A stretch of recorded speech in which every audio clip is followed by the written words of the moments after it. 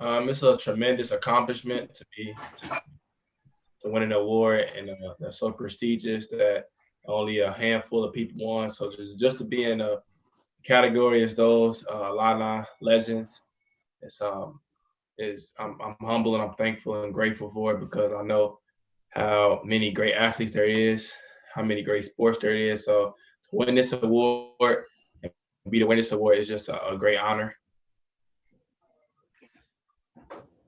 Go ahead, Scott. Maybe as a follow-up to go from freshman of the year at Illinois to now athlete of the year as a sophomore, what do you think maybe that says about your first 2 seasons at Illinois, maybe your time at Illinois? It just shows the hard work that I put in. The hard work I put in to win freshman of the year. That I had to double that hard work to be able to win male athlete of the year. But I mean, this award only one person can win it. But I give credit to my teammates, my family, coaching staff, because without them, this award wouldn't be possible to win. It was a collective unit. They held me on and off the court. So yeah, I want to thank those my teammates, my family, my coaches, because without those people helping me and guiding me these first 2 years, it would never went how it went. We'll go to Jeremy Warner next. Jeremy, if you've got anything for Ayo, and then we'll go to Brett Behrens after when Jeremy's done. Yeah, Ayo, when you look back, I mean, your first 2 years, what do you make of what you've accomplished in your 2 years at Illinois? I accomplished a lot. I felt like my freshman year, we didn't win a lot, but my sophomore year, we won 21 games. We were primed to go far in the NCAA tournament. So that's all I really care about. I mean, the awards are great, but just to know that I went from 12 wins to 21 wins, second in the Big Ten Conference. We broke a lot of records. Us as a unit broke the record of the losing streak against Wisconsin, and just little things like that. So when I looked at what I accomplished a lot. I would go down as a winner, and everyone else was on this team go down as winners. So that's what I look back at when I look at my first 2 years. I look at the improvement I made collectively, not just me, but collectively as a unit, changing the culture in the background, and just helping the program where I came in at they were surfacing around being an elite program to help the Illinois program turn into one of the best programs in the country. So yeah, that's what I'm gonna look at when I look at what I did my first 2 years at Illinois. And just to follow up, Ayo, I know you got a decision and you're going through the process right now. What's that been like going through this process and all this uncertainty, and what are you able to get feedback wise? I just work as hard as I can. I take care of myself. I work as hard as I can each and every day. I'm training as hard as I can each and every day. I know I'm gonna be successful because I have the right people around me guiding me, family around me guiding me, the right resources around me. So it's so many uncertainties, so I really don't look into all of that. I just try to get better and better. So whenever the time is to show what I can do, I'll be good.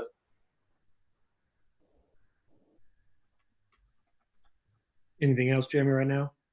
I'll let other people. Okay, go ahead, Brett Behrens, and then we'll go to Nico after Brett.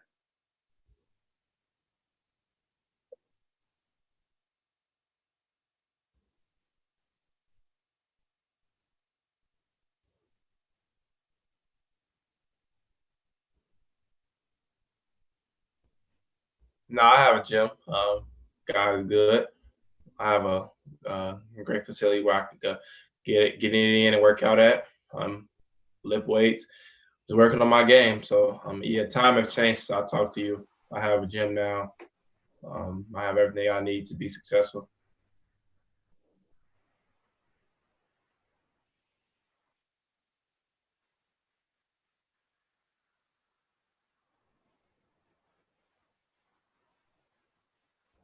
I felt good. Being in the gym, I started off with form shooting, just getting my touch back. I missed muscle memory, so it came back fast. I just put a lot of reps up. Pretty much the first week or two when I got the gym back, just put a lot of reps up, a lot of shots, ball handling, lifted a lot of weights, and then the more and more I got better and better at that, I started incorporating everything back into my game. Now I'm back at full strength with my workout schedule. Go ahead. Let's go to Nico, and then Scott Beatty, you'll be on deck if you've got something. Yeah, Ayo, obviously a great season for yourself. Looking at Kofi as well, with him winning Freshman of the Year, you going on to win Athlete of the Year, both of you guys then declaring for the draft. Just what can you say about the dynamic and what you took out of most getting to play with that season with Kofi and just the results that you two were able to have? We had so much more to accomplish. That's the first thing I could say. But playing with Kofi, it was great. It was, any point guard dream is to play with a big one who can catch lobs, rebound, set screen, just having an enforcer out there. So this year we accomplished a lot, starting from, the Arizona game where we had no chemistry really. We were just out there basically playing rec ball until the last game at Iowa where we're at full strength. We together, we're fighting. So yeah, playing with Kofi, it was great. I just feel like it was a bummer that we didn't get to meet our full expectations because, the coronavirus and the pandemic that we're in. But we were primed to go far. We were primed to I would say, reach an Elite Eight, Final Four. We were that good as a team. And me and his duo, we just got better and better by the game went, more and more better how the season went. And our chemistry rose. So, yeah, he's a great player.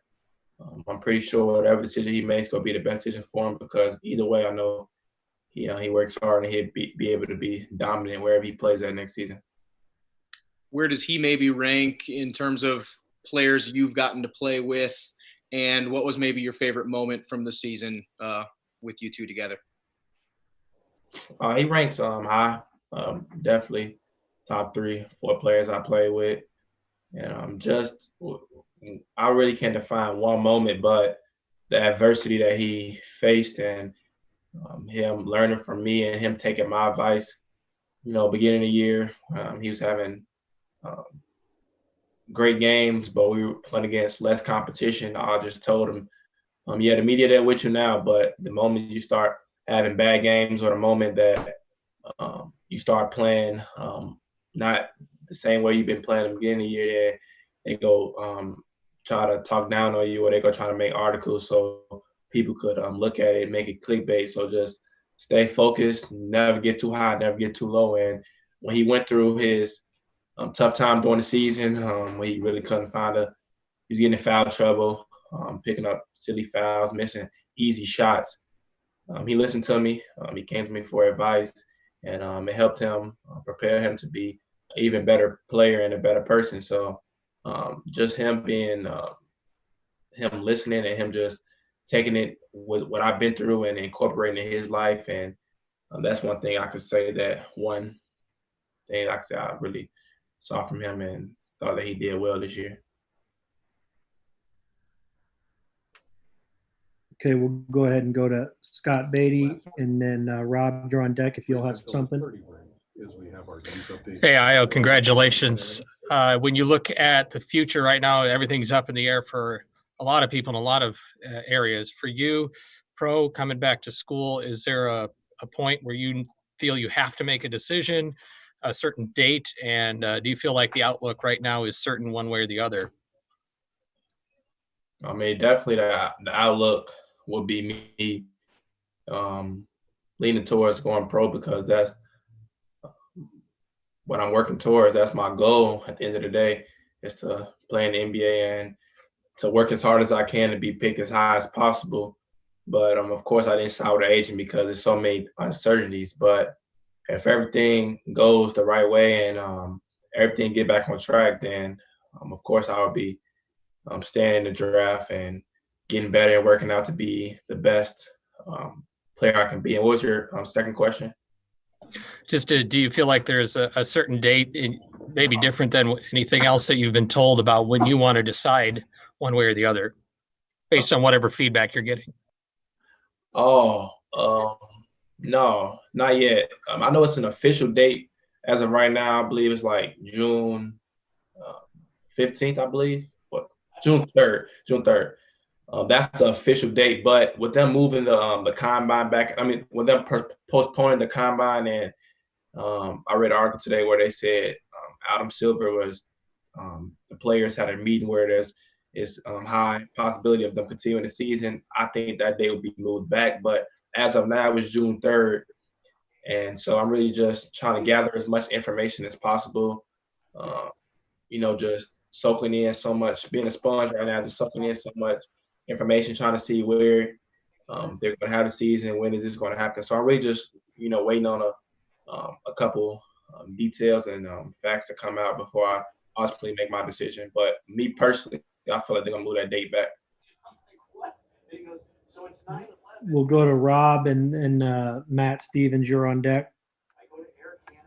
Where's your how's your family doing? And was your mom able to get any of the small business loans that a lot of small business people have not been able to get? What you mean by small business loans? Oh, some people got a payout, got a check from the government if they weren't able to run their business because of coronavirus. Yeah, maybe a better question for his mom. So you might want to ask that about her. We living good though. That covers it. So you guys are all right now. Yeah, we always good. All right. Tell him I said hello. All right. Go ahead, Matt. And then Robert, you can be on deck. Simple question is, when did you kind of get the impression or start to think about this season being special for you? Was there a point during the regular season? Was there something in the off season that happened? What kind of popped up that you thought, okay, this could be a special run? The way we were competing in practice. We were going after each other in practice. And the more and more Coach Underwood got on me, like he would just go off me on little things. And like, even if we start our practice slow, even if I had energy and if someone else was not playing right or didn't have enough energy, he'd keep coming to me, he'd keep drilling me, saying, lead him. It's, basically just put the leadership all on my shoulders. So the way we were performing in practice, and the way I looked at how Coach Underwood really wanted me to lead the team, it made me think, like, okay, we got something special. And that's when I really turned it up on the guys and just wanted to bring them along, make us one big unit to help us win. But that's probably around the off season, middle of the beginning of the season. I felt like, this is going to be special. We have a great group of guys where we could really do something special. The only follow-up I've got is maybe the first time at least I've gotten the chance to ask you is, what should Illinois fans know about Adam Miller that they maybe don't already know?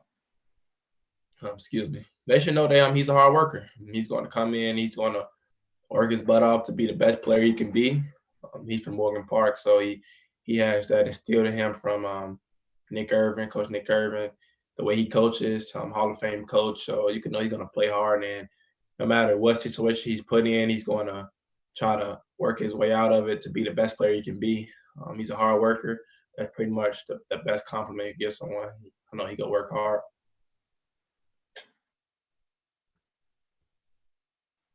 Okay, we'll go to Robert, and then Jim Cotter, you can be on deck.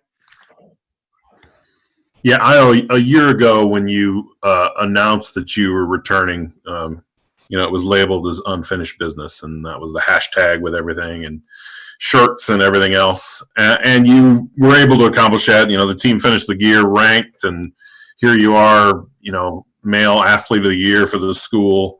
Do you feel, though, with the coronavirus that there's still a bit of unfinished business, or what are your thoughts on that with how the season ended? I mean, the way I look at it, we were in a position to finish business. We were in a position to go dancing and go as far as we wanted to go. So, I mean, one could look at it and say, you can have some more finished business, and then I can say, okay, if we do go to a national championship, if we lose, then technically did I finish business? So, I mean, the way you look at the term is however you want to take it. But me personally, when I my definition of finishing business. I mean, what my definition of unfinished business was when I sat down with Coach Underwood, Coach O, Coach Chin, Coach Walker. When I sat down at Coach House and they're recruiting me, I told them that I was going to help them, finish top 2 in the conference, help them be one of the best programs in a university. We did both of those. I told them that I was going to help the team win so we can attract better players. We got 5-star Kofi, 5-star Adam, Andre Cabello, so many other, great 4-star prospects. And so pretty much when I meant by unfinished business, I meant that I was going to help accomplish everything that I said. I never really gave them how far we wanted to go because it's no limit on that. But it's unfortunate that we didn't get to go dancing. But at the position that what we did, I feel like I accomplished everything, all of my goals, and the team, we accomplished our goal, and we didn't get to finish. I mean that goal because of the pandemic, but everything that I said I was going to do before I came to Illinois, God blessed me to be able to accomplish that. So I'm thankful for that. That's all for me. Thanks. Okay, Jim, you're up if you've got anything, and then we'll have Soupy on deck. Okay, hey, Ayo. As these awards get handed out, obviously you win the Dike Eddleman Award, but Andres Feliz won the co-male Oski Spirit Award. What does that tell about Andres, and also the kind of talent, not alone the caliber of people that Coach Underwood's bringing into this Illinois system? I mean, Coach Underwood only recruits high character guys. So for Andre to win that Spirit Award just shows his character. It shows how he came in each and every day and worked hard to be the best player he can be. That pretty much speaks for that. Coach Underwood, he recruits all high character guys at a high percentage. And that's what's expected, to be respectful, be a good teammate, be respectful off the court. And Andre showed that. So when I saw he won that award, I was happy for him.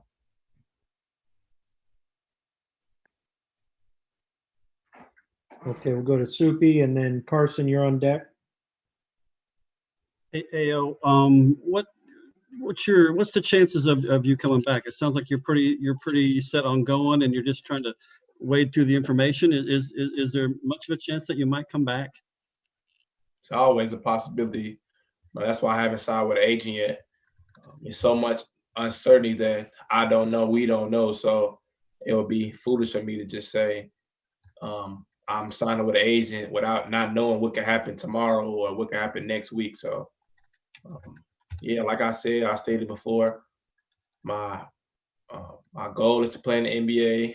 My dream is to play in the NBA. That's what I'm working for, playing the NBA, being selected as high as possible. But with the uncertainties of the pandemic that we are in, I have to leave that possibility open of me returning to school. Who have you and your family relied on for information? It seems like it's pretty hard to kind of wade through this time. And who are you guys leaning on? I lean on my family. My family, they helped me make all my toughest decisions in my lifetime.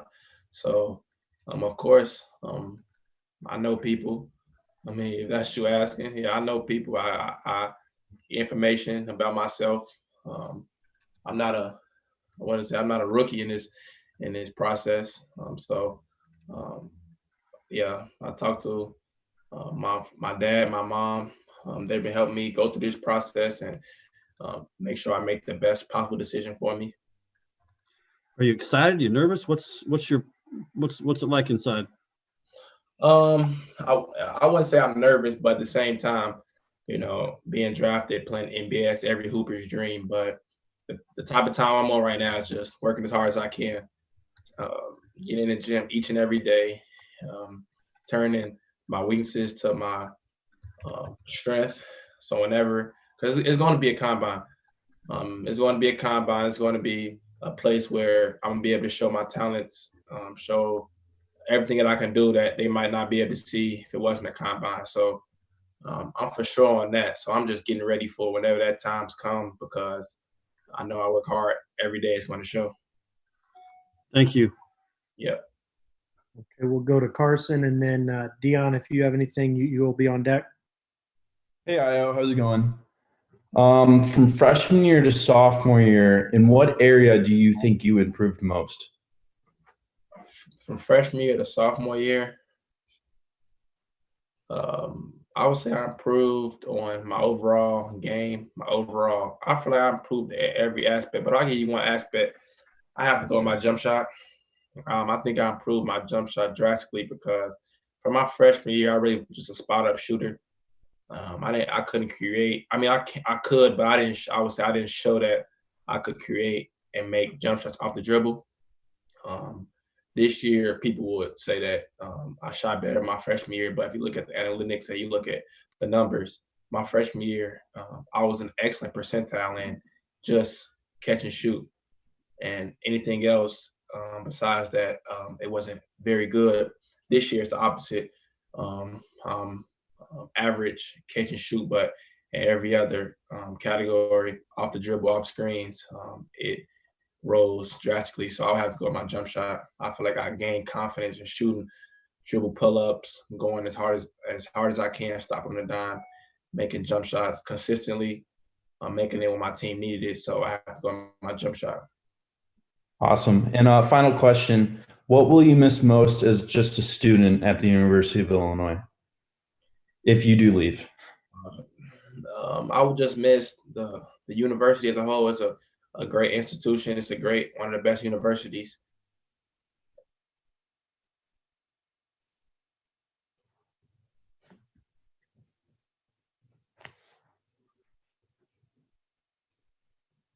I can be. They help me they teach me and guide me to be successful on and off the court, and just the university as a whole. Being here for 2 years, I've been gaining relationships with different people that's going to go further than you ever think, bigger than basketball. So, this university, I'm going to miss it a lot. Thank you. Yeah. Okay, we'll go to Dion, and then after she's done, we're going to go back to Jeremy, who's got a follow-up. Ayo, I just wanted to ask you, last year was all about unfinished business, and you mentioned the combine to show what you can do. Do you feel like you still have a lot to prove to take that jump to the next level? Yeah, I would say all prospects feel like they have something to improve. I'm nowhere near my full potential. I'm still getting better and better by the day.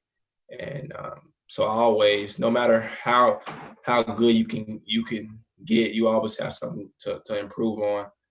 Michael Jordan, he's the greatest basketball player of all time, and you can look at his game, you still could say he will still tell you he has something to improve on. So that's my motto. That's my the way I go about things every time is to get better. So of course, I have something to improve, especially without having an NCAA tournament. I have to improve. I have to prove more. So yeah, I'm up for the challenge. I know my capabilities. Everyone says, "Oh, if it was an NCAA tournament, you would be a top 15 pick, top 20 pick." Well, nothing changing. I still got the same skills that I have. If it would have been a NCAA tournament, it's just about the people seeing it, the right people seeing it. So that's all I'm pretty much working on is whenever it's time to showcase whatever I was going to showcase, if it was a tournament, that's what I'm going to showcase whenever I'm in a workout, compound, or anything of that nature.